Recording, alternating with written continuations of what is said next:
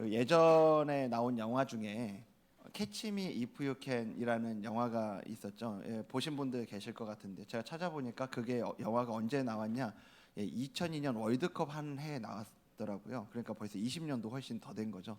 레오나르도 디카프리오가 이렇게 주연했고 굉장히 재미있었던 영화로 기억을 하는데요. 거기 보면 이 영화 속의 주인공이 온갖 직업을 이제 흉내 내면서 살아갑니다. 진짜 아닌데 그 항공기 조종사 옷 입고 그 조종사인 척하고 막 비행도 했다고 그러고요. 그리고 의사 가운 입고 의사인 척하는 그런 모습이 나옵니다. 사람들 그 겉모습만 보면서 진짜라고 이렇게 믿었던 거죠. 거기서 그리고 그 역을 했던 레오나르도 디카프리오가 그때 정말 멋지게 이렇게 나왔었거든요. 근데 이게 영화고 그 주인공이 멋지게 나와서 그렇지 실제라고 생각을 해보면 그 삶이 진짜 그럼 뭐 멋들어진 삶이었을까? 뭐 아니잖아요. 사기꾼 아닙니까? 매일매일 들킬까봐 불안하고요. 진짜 자기 자신으로는 누구도 사랑해주지 않을 것 같은 그 두려움, 그 불안함이 그에게 있지 않았을까 생각이 들어요. 거기다가 영화 속에서도 결국은 들통이 납니다. FBI 요원이 그를 끝까지 이제 추적해가지고 체포하죠. 그러니까 아무리 기가 막힌 흉내라고 하더라도요, 흉내는 결국 흉내에 불과하다. 이걸 우리에게 보여주는 영화였던 것 같아요. 오늘 본문에도 보면 이렇게 흉내내는 사람들 얘기가 나오죠. 그들은 예수의 이름을 부르면서 이 바울을 흉내냅니다. 그리고 마찬가지로 들통이 나요.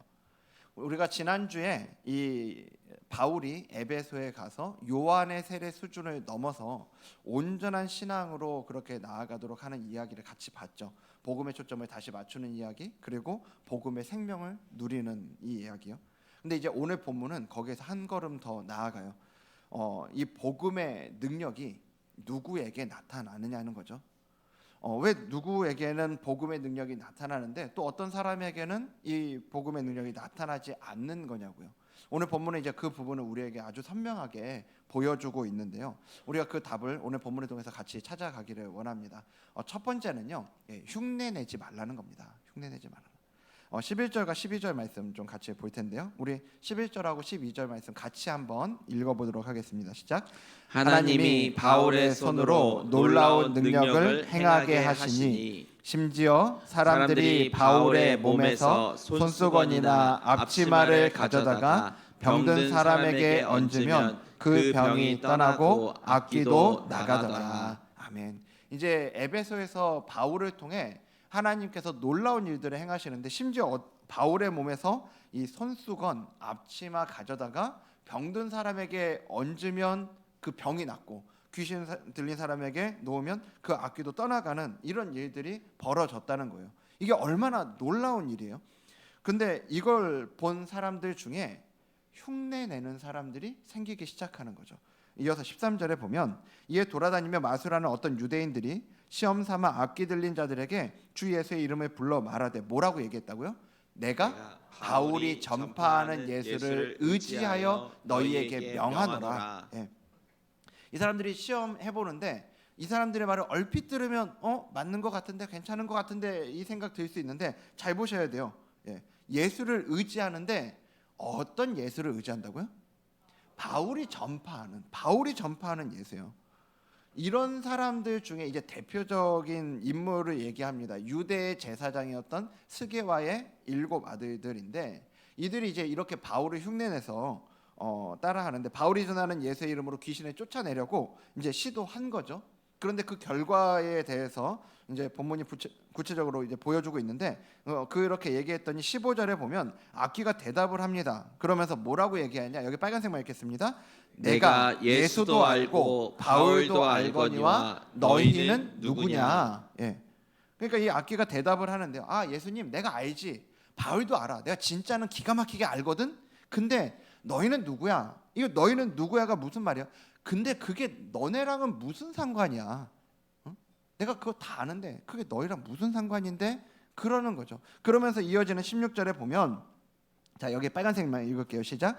악기 들린 사람이 그들에게 뛰어올라 눌러 이기니. 악기 들린 사람이 그들에게 뛰어올라서 눌러서 이겨버렸다고 그래요. 그래서 그들이 막 다친 겁니다. 상처를 입고 헐레벌떡 그 벗은 몸으로 옷까지 벗어 던지면서 도망가는 거예요. 이게 무슨 망신도 이런 망신이 없는 거죠. 흉내 좀 내보려다가 결국 들통 났다는 얘기예요. 여러분, 그럼 이게 뭐가 문제였어요? 예수님의 이름을 안 불렀습니까? 불렀잖아요. 예수 이름 불렀어요. 그 이들에게 어떤 종교적인 배경이 없었냐? 아니, 제사장 집안이었다니까요. 그럼 열정이 없었냐? 진짜 열정이 없으면 여기까지 가지도 않죠. 진짜 그러니까 문제가 뭐냐? 이런 것들의 문제가 아니라 그들이 예수님하고는, 그들이 얘기하는 그 예수님하고 그들이 아무 관계가 없었다는 거예요. 예수의 이름을 알았는데 그들이 전하던 예수는, 그들이 그렇게 의지한 예수는 내 예수님이 아니라, 나의 예수님이 아니라 바울이 전하는 예수님이요. 그저 바울이 예수의 이름으로 능력 행하는 거 보면서 저거 대단한데, 저 이름이 효과가 있구나, 그 이름만 지금 빌려와 본 거예요. 흉내만 내본 거라고요. 마치 이 영화 속 주인공이 유니폼만 입고 조종사 흉내, 의사 흉내 이렇게 냈던 것처럼요. 겉모습만 흉내 낸 거예요. 근데 말씀드렸잖아요. 이 영화 속 주인공도 들통 났다니까요. 이 영적인 세계에서는 이게 더더욱 분명한 겁니다. 여러분, 복음의 능력은 그렇게 흉내 낸다고 생기지 않는다는 거예요. 핵심은 예수님하고 내가 실제로 어떤 관계에 있는가. 마태복음 7장에 보면 예수님이 이 부분을 아주 선명하게 말씀하셨어요. 이미 예수님이 이제 주여 주여 하는 자마다 다 천국에 들어갈 거 아니다, 이 말씀하시면서 이제 7장 22절에 보면 그런 사람들에 대해서 이야기를 하는데, 그날에 많은 사람이 나에게 이르되 주여 주여 우리가 누구의 이름으로? 주의 이름으로 선지자 노릇하지 아니하였나이까. 그러면서 또 누구의 이름으로? 주의 이름으로 귀신을 쫓아내지 아니하였나이까. 마지막으로 누구의 이름으로요? 주의 이름으로 많은 권능을 행하지 않았습니까? 다 주의 이름으로요. 주의 이름으로 이렇게 했대요. 여기 스게와의 아들들이 해보려고 한 게 이거 아니에요? 지금 이 사람들이 보여준 이것 좀 해보려고 그 주의 이름 갖다 쓴 거예요. 근데 심지어 이들은 스게와의 아들들이 해보려고 한 것처럼 했대요. 이렇게 했대요. 근데 여러분, 이렇게 한 게 중요한 게 아니고 이런 이들에 대해서 주님이 그 다음에 뭐라고 말씀하시는지를 우리가 들어야 돼요. 23절 볼게요. 23절에 보면, 자, 여긴 전체 같이 읽겠습니다. 시작. 그때 내가 그들에게 밝히 말하되 내가 너희를 도무지 알지 못하니 불법을 행하는 자들아 내게서 떠나가라 하리라. 아멘.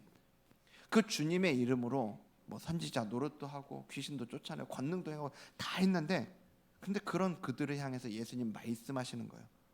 나는 너희를 알지 못한다.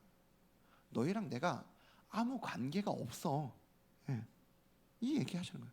아까 악기 들린 사람의 그 악기가 스게와의 아들들에게 너희는 누구냐 했던 그 말씀을 지금 예수님 여기서 하시는 거죠. 이런 문제가 뭐예요? 자기들은 예수님 안 돼요. 자기들은 주님은 안 돼요. 그 이름 막 갖다 쓰고 지금 이러는 거잖아요. 그런데 정작 그 주님은 그들을 모르신대요. 아무 관계가 없다고요. 툴리안 차비진이라는 목사님이 계세요. 그 유명한 빌리 그레함 목사님의 외손자라고 하더라고요. 근데 이 목사님이 쓴 책이 한 권 있는데 제목이 인상적입니다. 나는 하나님을 아는가? 하나님도 나를 아는가? 제목이 이래요. 하나님도 나를 아는가? 거기에 보면 저자가 이런 얘기를 합니다. 머리에 올바른 지식이 있어도 하나님을 모를 수 있다.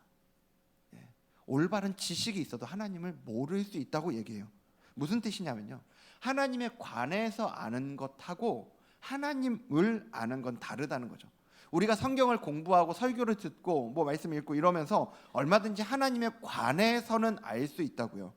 그런데 하나님에 관해서 그렇게 많이 안다고 해서 그 지식이, 정보가, 데이터가 내가 하나님을 아는 걸 증명하는 건 아니라는 얘기예요. 왜냐하면 하나님은 생명이시고 인격이시기 때문에 그렇습니다. 여러분이 생명과 인격은 정보로, 데이터로, 지식으로 아는 게 아니고요, 관계로 아는 거죠. 관계로. 그래서 성경에서 이 안다라는 표현을 쓸 때는 항상 이 관계적인 걸 염두에 두고 이 안다라는 표현을 사용하고 있거든요. 부부가 서로를 알아가는, 같이 부대껴서 살면서 알아가는 그 알미요. 저는 지금도 그렇게 계속 아내를 알아가요. 예. 단순하게 지식적으로 뭐 정보로 알아간다는 그런 게 아니라 아내랑 같이 살면서요. 예, 살면서 이 아내가 때때로 어떤 걸 기뻐하는지, 어떤 걸 힘들어하는지, 어떤 걸 원하는지 그런 걸 살아가면서 계속해서 알아가는 거죠. 예. 지금도 다는 모르는데 그래도 분명한 건 10년 전보다는 지금이 조금은 더 알아가요. 저는 그리고 그렇게 아내를 알아가는 게 좋아요. 예. 아내를 사랑하니까 그 아내에 대해서 알아가는 게 그렇게 알아가는 게 저한테 행복이 됩니다. 그리고 그 과정을 통해서 그냥 이걸 알고 끝나는 게 아니라 그게 저를 변하게 하는 거죠. 이 관계 안에서 달라지게 합니다. 때때로 제 방식만 고집하던 이 모습에서 아내에게 맞추는 부분이 생기고 아내의 필요를 채우고 이런 것들이 생기는 거죠. 여러분 주님을 안다는 것도 그런 거예요. 예수님과 함께 살아가면서 그분의 마음을 알아가고 우리 주님이 무엇을 기뻐하시는지 어떤 걸 슬퍼하시는지 어떤 걸 우리 삶 가운데 원하시는지 그거를 알아가는 거죠. 왜요? 왜 그렇게 알아가는 겁니까? 예수님 사랑하니까 그 사랑에서 비롯되는 이 관계예요. 예. 그리고 그 과정이 우리를 달라지게 한다니까요. 내 뜻대로만 살아가려고 했던 이 모습에서 주님을 사랑하니까 주님이 무엇을 원하시는지 그 뜻을 구하고 주님을 기쁘시게 하는 그 자리로 가는 거죠. 여러분 오늘 말씀을 우리가 들으면서 오늘 우리 안에 이 스게와의 아들들 같은 그런 모습이 혹시 있지는 않은가 우리가 좀 돌아보기를 원해요. 우리가 예수님을 안다고 할 때 혹시 내가 안다는 그 예수님이 우리 다락방 순장님의 예수님을 알고 있는 건 아닙니까? 우리 부모님의 예수님 또는 내 배우자, 나의 아내의 예수님을 알고 나의 남편의 예수님을 알고 그런 식으로 우리가 예수님을 알고 있는 건 아니에요. 여러분 우리가 나의 예수님으로 알아가는 은혜가 있길 간절히 소망합니다. 예. 주님은 우리가 그렇게 흉내내는 자리에 있지는 원치 않으세요. 이 복음의 능력은 주님에 대해서 아는 게 아니라 주님을 아는 그 주님과의 관계에서 복음의 능력이 나온다는 걸 여러분 꼭 좀 기억하시길 바랍니다. 그래서 오늘 우리와 함께 실제적인 이 관계를 맺어가기를 원하시는 그 주님의 마음을 알고 주님과 함께 살아가는 저와 여러분들에게 주님 이름으로 축복합니다. 두 번째는 이제 그래서 오늘 설교 제목이 흉내내지 말고 그다음 뭡니까? 살아내라잖아요. 살아내라. 살아내는 거예요. 이제 그렇게 예수님과 실제적인 관계를 맺는 사람들이 어떻게 살아가는가? 오늘 본문은 그것도 우리에게 보여줍니다. 예수님을 흉내내던 사람들은 이제 다 들통이 났는데 예수님과 실제로 관계를 맺는 사람들은 그들의 삶을 통해 이게 드러나는 거죠. 증명되는 겁니다. 무엇보다 그들은 먼저 말씀으로 살아내는 모습을 보여줘요. 말씀으로 살아내는 모습. 자, 8절 같이 보겠습니다. 8절 같이 보시면 자, 바울이 이제 그 에베소에서 어떻게 했는지를 보여주는데 회당에 들어가 그다음 여기 빨간색 읽겠습니다. 석 달 동안 담대히 하나님 나라에 관하여 강론하며 권면하되. 지난주에 이제 바울이 요한의 세례만 알던 이들에게 예수의 이름으로 세례를 베풀었잖아요. 그러면서 이제 그가 회당에 또 들어가서 하나님 나라에 관해서 강론하고 권면하는데 얼마 동안 했대요? 석 달, 3달 동안 했대요. 한두 번 전하고 한두 번 갔다 오고 끝이 아니라 3달 동안 거의 100일에 가까운 시간이죠. 꾸준하게 말씀을 전했다는 거예요. 그런데 이제 이어서 9절과 10절을 보면요. 9절을 보면 자, 어떤 사람들은 마음이 굳어 순종하지 않고 무리 앞에서 이 돌을 비방하거늘 이라고 얘기를 합니다. 그 회당에서 이렇게 3달 동안 하나님 나라에 대해서 전하는데 안 받아들이는 거예요. 거절하는 겁니다. 그리고 비방하고 공격하는 거죠. 그러니까 바울이 어떻게 하냐? 바울이 그들을 떠나 제자들을 따로 세우고 그 다음에 어떻게 했다고요? 두란노 사원에서 날마다 강론하니라 라고 얘기를 하고요. 이어서 10절에 보면 얼마 동안 이렇게 했다고요? 2해 동안 이렇게 했다 이야기합니다. 이같이 했다고. 두란노 사원에서 날마다 2해 동안 이렇게 강론했다고 이야기해요. 지금 누가가 바울의 이 에베소 사역을 이야기하면서요. 이 말씀을 전하는 사역에 대해서 이야기하면서 반복해서 보여주고 있는 걸 좀 우리가 잘 볼 필요가 있는 거죠. 회당에서 석 달 동안 회당에서 사람들이 그렇게 받아들이지 않고 오히려 공격하니까 나와서 두란노 서원에서 2년 동안 날마다 이 시간에 대한 이야기를 누가가 우리한테 계속 지금 하고 있거든요. 그러니까 이 기간 동안 꾸준히 그 말씀 사역이 날마다 이루어졌다라는 걸 우리에게 보여주고 있는 거죠. 여러분, 우리 시대는 즉흥적인 감동에 익숙해지게 만드는 시대인 것 같아요.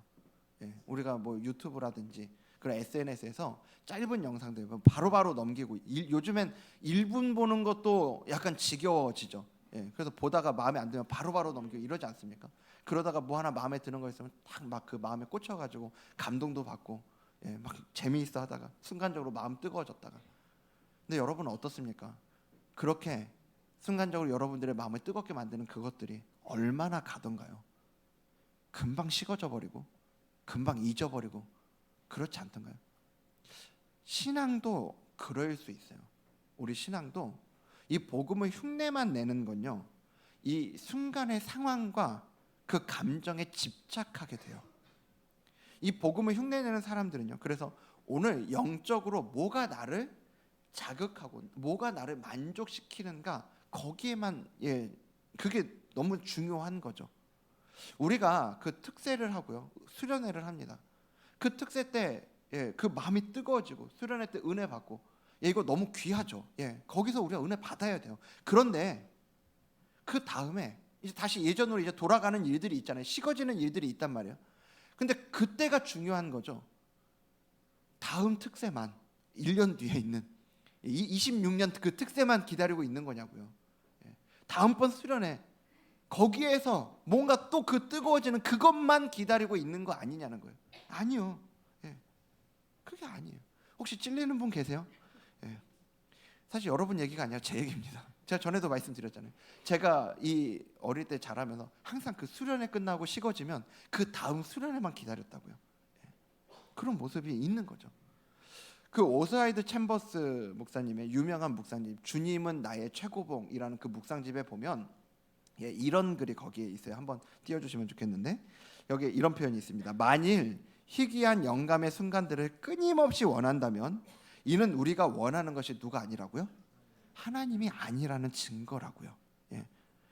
그러면서 어떤 특별한 이 영감의 순간들을 우리 신앙의 표준으로 삼지 말라는 거예요. 우리의 표준은 평상시에 마땅히 해야 할 의무들이다라고 얘기를 합니다. 여러분, 여기 분명히 이야기합니다. 희귀한 영감의 순간들, 내 마음을 뜨겁게 만드는, 막 우리가 은혜 받았다, 막 우리가 그 눈물 콧물 흘리면서 그 은혜 받았다는 그 시간이요. 근데 그 시간만 끊임없이 원하고 있다면, 그것만 바라보고 있다면 정말로 내가 원하는 게 뭔지가 그걸 통해서 드러난다는 거죠. 그게 내가 원하는 게 하나님이 아니라는 증거래요. 진짜 하나님과 관계 맺는 신앙은요, 그래서 이 특별한 순간이 아니라 평범한 날들에서 하나님을 만나는 거죠.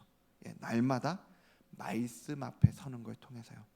바울은 두란노서원에서 그렇게 날마다 강론했어요. 특별한 날만 그런 게 아니라 평범한 그 나이들에 지루할 수 있었던, 때로는 지쳐있던 그 나이들에도 그런 날마다 말씀을 전했어요. 여러분, 그리고 이건 동시에요. 바울이 그렇게 날마다 거기서 강론했다는 건 무슨 말이에요? 그 에베소 사람들도 이 두란노선에서 날마다 그 바울을 통해 말씀을 들었다는 거 아닙니까? 말씀을 전하는 사람도 말씀을 듣는 사람도 특별한 순간에만, 그 특별한 순간만 기다리지 않고 날마다 그 말씀 앞에 선 겁니다. 그렇게 그들은 날마다 복음을 살아낸 거죠. 바울이 그렇게 날마다 전하고 또 그들이 들은 게 뭡니까? 아까 8절에 분명하게 이야기하고 있죠. 그게 뭐라고 이야기하냐면 석 달 동안 담대히 뭐에 관해서 강론했다고요? 하나님 나라에 관해서요. 하나님 나라, 어디 지명에 대한 이야기, 장소에 대한 이야기가 아니죠. 하나님 나라라는 건 하나님의 통치, 그 다스림에 대한 이야기를 우리가 하나님 나라에 대한 이야기라고 말하는 거예요.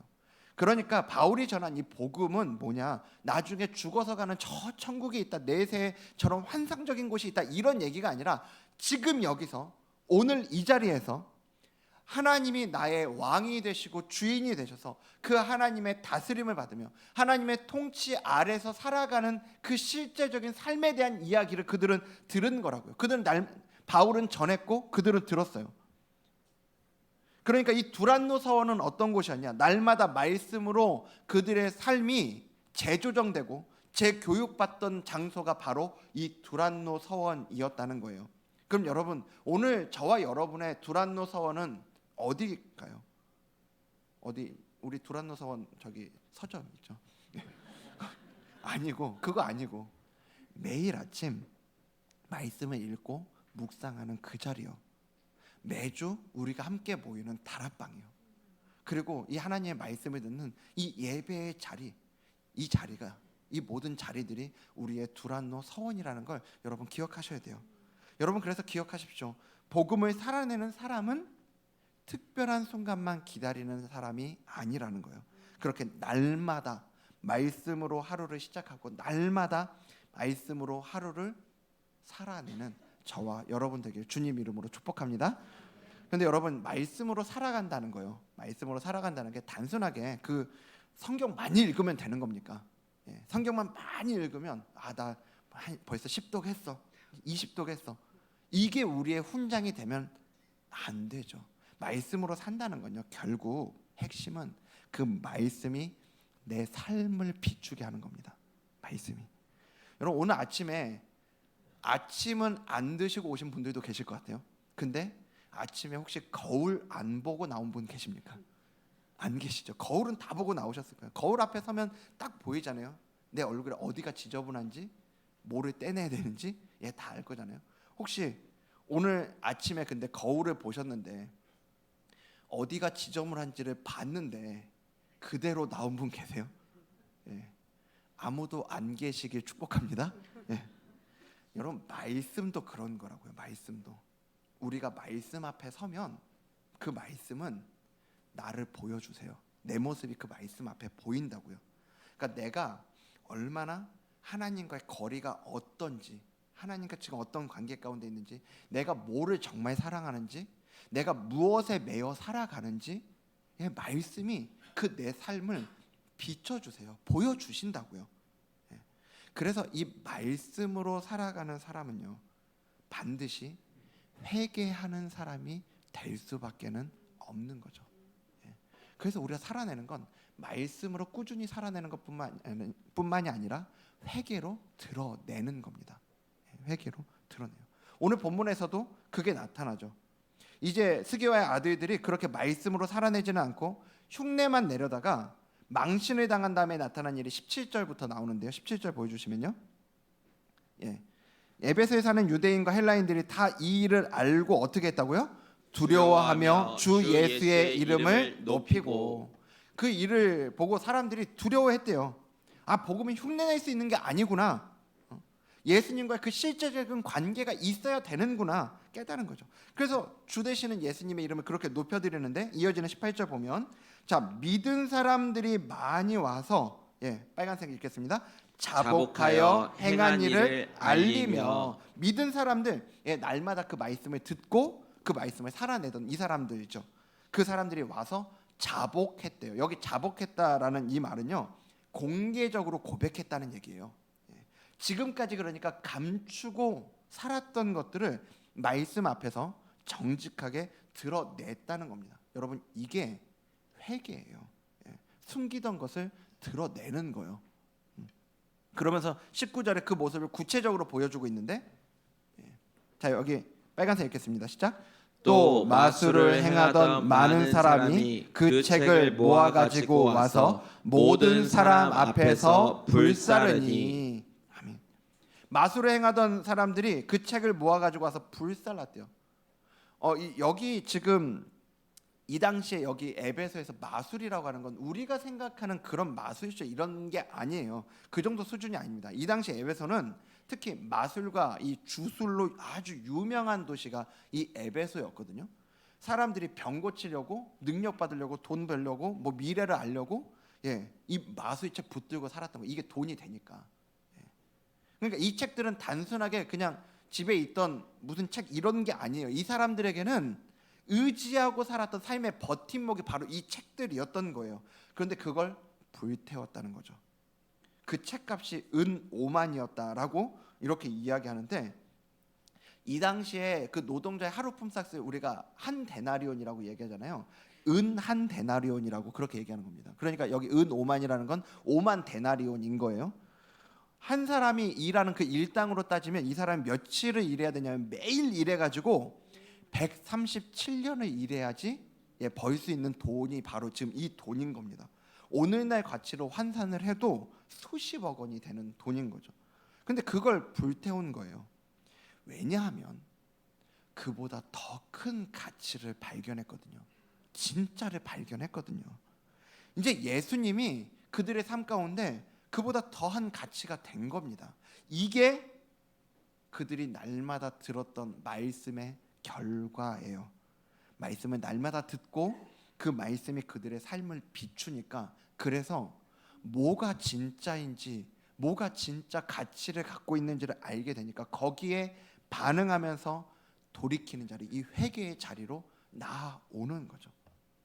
여러분, 오늘 우리에게도 주님이 더 귀하기 때문에, 정말 그 주님의 가치를 우리가 아는 사람들이기 때문에 우리 삶 가운데 불태워야 하는 건 어떤 게 있습니까? 혹시 지금 이 얘기를 들으면서 그건 좀 아니었으면 좋겠는데 하는 거 있습니까? 그겁니다. 그거예요. 그거 아니면 좋겠다는 그거예요. 어떤 분에겐 이게 돈일 수 있어요. 이 돈이라고 하는 건 정말 굉장한 능력을 갖고 있습니다. 우리의 마음을 뺏는 능력. 그게 돈인 경우도 있고요. 어떤 분들에게는 부적절한 관계일 수도 있습니다. 또 누군가에게는 잘못 길들여가고 있는 나의 습관일 수 있죠. 사람마다 이건 다 다른 거죠. 내가 불태워야 될 건 다를 수 있어요. 정도도 다를 겁니다. 근데 중요한 건 뭐냐면, 우리 모두에게 정말 중요한 핵심은 뭐냐면, 말씀이 그렇게 그걸 비춰주실 때 반응하셔야 된다는 거예요. 거울을 보면 내 얼굴에 지저분한 부분을 닦아내는 것처럼 말씀이 우리를 비춰주실 때 반응하셔야 된다고요. 그래서 우리는 이 복음을 흉내만 내는 게 아니라, 보고만 끝내는 게 아니라 살아내기 위한 그 한 걸음을, 실제적인 한 걸음을 내딛어야 된다는 얘기예요. 여러분, 기억하셔야 됩니다. 우리가 복음을 흉내 낼 때는요, 복음을 흉내만 낼 때는 들킬까 봐 두려워서 자꾸 감춰요. 숨기고 감춰요. 그런데 복음을 살아낼 때는 더 이상 그렇게 살 수 없다는 걸 인정하는 겁니다. 그래서 드러내는 거예요. 복음을 흉내낼 때는 이거 내가 붙잡고 있는 이거 놓치면 큰일 나는 줄 알고, 그거 놓치면 죽는 줄 알고 그것만 붙잡고 거기에 목숨을 걸어요. 그런데 이 복음을 살아내는 사람들은요, 그보다 더 큰 주님을 알기 때문에 그 전까지 꼭 잡고 있던 그걸 놓을 수 있게 되는 겁니다. 여러분, 이게 복음을 살아내는 거고, 바로 그 복음이 이끄는 회개의 자리라는 걸 꼭 기억하시길 바랍니다. 그래서 여러분, 더 미루지 마세요. 미루지 마시고 결단해야 합니다. 여기 에베소 사람들이, 오늘 그들이 이 마술책을 불태우는 건요, 오랜 시간 말씀을 들어왔어요. 그리고 이 스게의 아들들의 이 사건을 통해서 흉내로 안 되는 거구나, 이걸 알았을 때 그들이 실제적으로 이 책을, 마술책을 미루지 않고 불태운 거잖아요. 오늘 우리에게도 더 이상 미루지 않고 결단하고 불태우는 게 필요합니다. 복음을 살아낸다는 건요, 그래서 내 안에 그렇게 잘못 이끌어져 왔던 내 옛사람이 조금씩 불타 없어지는 걸 기꺼이 감수하는 것, 이게 오늘 우리가 복음으로 살아내는 겁니다. 그렇게 말씀과 회개로 이 복음을 살아내는 저와 여러분 되게 주님 이름으로 축복합니다. 말씀 마치겠습니다. 마지막으로 오늘 본문 20절 말씀 우리 같이 읽도록 하겠습니다. 전체 같이 읽겠습니다. 시작. 이와 같이 주의 말씀이 힘이 있어 흥왕하여 세력을 얻으니라. 아멘. 이제 누가는 오늘 이야기를 마무리하면서요, 이 도시에 주님의 말씀이, 주님의 그 능력에 따라서 흥왕하고 확장됐다, 이 도시가 확장됐다, 그렇게 얘기를 합니다. 오늘 누가 분명히 말해주고 있는 거죠. 이게 흉내로 되는 게 아니라고요.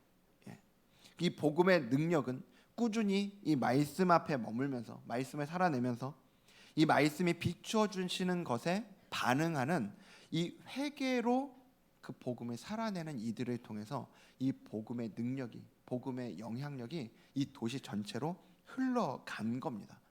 여러분, 저는 오늘 이야기가요, 이게 2000년 전에 에베소라는 한 도시에 있었던 그런 옛날 이야기로 끝나지 않기를 간절히 소망합니다. 예.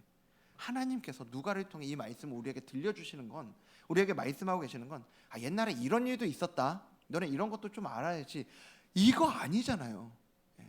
이게 2000년 전 에베소에서의 이야기가 아니라 오늘 이 자리에 있는 저와 여러분의 이야기가 되기를 주님은 원하시는 거라고요. 그 복음을 살아내는 자리로 나오는 거예요. 그래서 여러분 좀 사모하셨으면 좋겠습니다. 이 이야기가, 이런 이야기가 그저 교회 안에 나는 모르겠는데 그 누군가의 이야기, 누군가의 간증으로만 자꾸 들리면 안 되는 거잖아요. 하나님의 말씀이 내 안에서도 살아 움직이고 그 말씀이 내 삶을 바꾸는 그 능력으로 나타나는 거, 우리 그것 좀 기대하고 꿈꾸자고요. 소망하자고요. 그저 말씀을 듣는 자리에 머무르는 게 아니라, 말씀을 듣기만 해서 흉내만 대고 있는 게 아니라 그 말씀이 내 일상 속에서 실제가 되고 내 가정과 내 일터, 내 관계 안에서 그렇게 복음이 능력으로 나타나서 내 삶 가운데 흘러가길 그렇게 소망하시면 좋겠습니다. 2000년 전 이 에베소라는 도시에 임했던 이 놀라운 일들이 그렇게 우리가 복음으로 살아낼 때, 오늘 이 시대 우리의 가정과 우리 수지 함께하는 교회와 다락방과 우리의 삶 속에서도 분명히 다시 일어날 줄로 믿습니다. 예, 그 말씀이 힘있게 흥황했던 이 역사가 오늘 저와 여러분의 삶을 통해 다시 한번 시작되기를 주님 이름으로 축복합니다. 오늘 말씀을 기억하면서요, 우리 함께 정말 그 주님을 향한 우리의 마음, 정말 그 주님, 우리에게 먼저 베풀어 주신 그 주님의 사랑을, 또 그 주님을 향한 우리의 사랑을 함께 고백하면서 함께 찬양의 자리로 나아가기 원하는데요, 그 주님과 실제적인 이 관계 안에서 정말 우리가 살아가기 원한다라는 그 마음의 고백으로 함께 주를 향한 나의 사랑을 찬양하며 나아가도록 하겠습니다. 함께 고백합니다. 주를 향한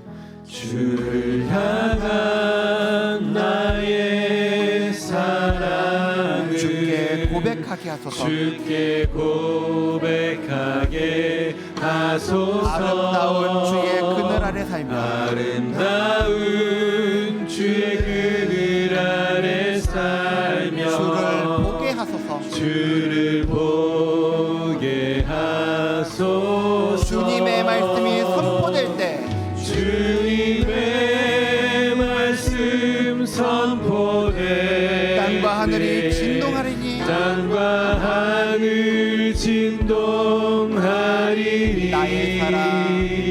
나의 사랑 고백하리라. 나의 구주 나의 친구. 여러분, 이 시간 우리 다시 한번 찬양할 건데요, 다시 한번 이 찬양할 건데, 어떤 분은 그럴 거예요. 이 찬양의 가사가 지금 내 마음이다, 지금 내 마음이다, 나 이렇게 주님 향한 내 사랑 너무 고백하고 싶다, 그 주님을 향한 그 사랑의 마음들이 막 이렇게 올라오시는 분들 계실 겁니다. 근데 어떤 분들은요, 그게 나랑은 너무 거리 있는 것처럼 느껴지실지도 모르겠어요. 그렇게 살지도 않았고 그렇게 별로 살고 싶은 마음도 안 드는 것 같고. 근데 저는 이 찬양의 가사가 그런 것 같습니다. 주를 향한 나의 사랑을 주께 고백합니다가 아니잖아요. 주께 고백하게 하소서라고 가사가 나오잖아요. 여러분, 그 마음이 안 생기는 분들도 이 마음으로 고백했으면 좋겠습니다. 주님, 잘 모르겠는데 정말 저 그렇게 살고는 싶습니다. 그 복음을 흉내만 내는 자리에 있는 게 아니라, 주님, 정말 나 그렇게 복음을 경험하는 자리, 주님과의 그 실제적인 관계에서 주님의 그 사랑을 마음껏 좀 맛보며 살아가기 원합니다. 주님, 그래서 저 그것 좀 고백하게 하시고 알게 하시고 경험하게 해달라고, 좀 그런 우리의 마음을 담아서요, 우리 함께 고백하기 원하는데요, 이제 우리 다시 한번 찬양할 때 우리 자리에서 다 함께 좀 일어나서 함께 찬양하며 나아가도록 하겠습니다. 주를 향한 나의 사랑을, 주를 향한 고백하기를 원합니다. 주께 고백하게 하소서. 주님 너무너무 소망합니다. 아름다운 주님의 그늘 아래 살며 주의 그늘 아래 주님을 보게 하여 주시옵소서. 주를 보게 하소서. 주님 날마다 나의 삶 가운데 말씀이 선포되기를 원합니다. 주님의 말씀 선포될 때에 땅과 하늘 진동하리니 나의 사랑 고백하리라. 나의 구주 나의 신 우리를 향한 부드러운 주님의 속삭임, 부드러운 주의 이 시간 우리의 이름을 부르고 계십니다. 나의 이름을 부르시네. 그 관계로 나타나는 주님의 능력과 그 주님의 영광을 보여주셨고 영광을 보이사 성령을 부르소. 주님 내 삶 가운데 메마른 곳들이 메마른 곳 거룩해지도록 내가 주를 찾게 하소서.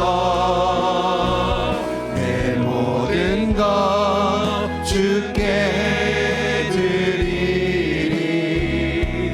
나의 구주 나의 주 온 마음으로 주를 바라. 나의 사랑을 고백합니다. 나의 사랑 우리의 의지적인 결단을 드려 고백합니다. 나를 향한 주님의 그 크신 사랑, 향한 주님의 크신 주님 제가 그 사랑을 알기를 원합니다. 완전히 알기 원해. 주의 은혜로 용서하시고 나를 자녀 삼아 주셨네. 나의 사랑